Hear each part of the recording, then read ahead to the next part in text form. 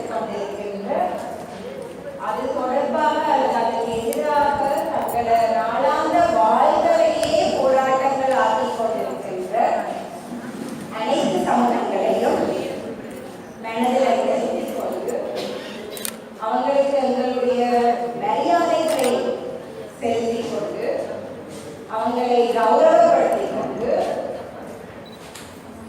இந்த அமர்வை ஆரம்பித்து வைப்பதில் என்னுடைய சக பெண்ணிலைவாதிகளுடன் உங்களுடனும் ஆரம்பித்து வைப்பதில் எனக்கு ரொம்ப மகிழ்ச்சி. அதோட இன்றைக்கு இலங்கையும் சரி இலங்கை வழியாலையும் சரி பெண்ணிலவாதங்களுக்கு நாங்கள் பேசிக்கொண்டிருக்கின்ற இந்த பெண்ணிலவாதங்களுக்கு வலிச்சேர்த்த பெண்ணிலவாதம் என்ற சொல்லையே வல்லமைப்படுத்திய ரொம்ப பேர் இருக்கிறாங்க.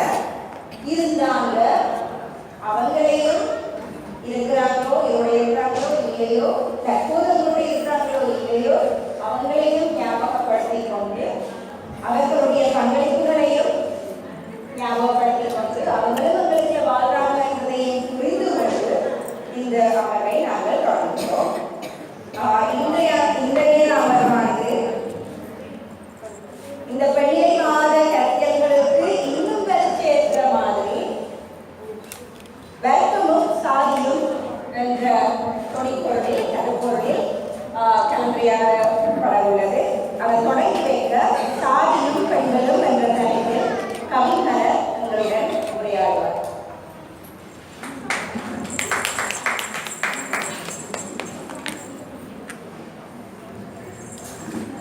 எல்லோருக்கும் வணக்கம்.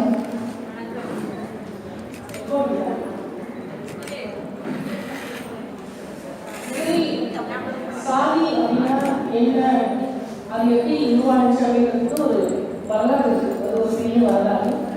அதை நம்ம பார்க்க போனால் நல்லாலும் வரைக்கும் அதையே பேசலாம். ரொம்ப சுத்தமாக 2 வரிகளில் சொல்லிட்டு கடந்து போகலாம் அப்படின்னு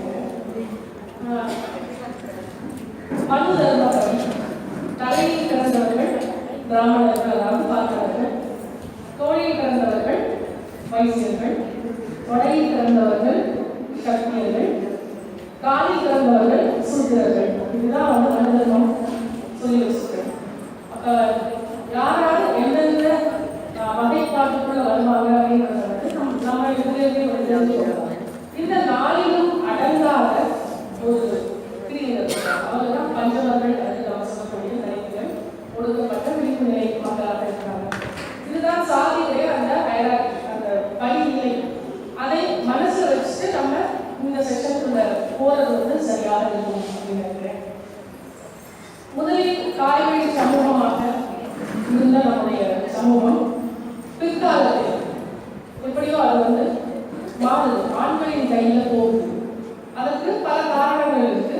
முக்கியமான காரணமாக சொல்லப்படுறது நம்ம தனி உடைமை அப்படின்னு சொல்ற நில உடைமை. சொத்து எப்போ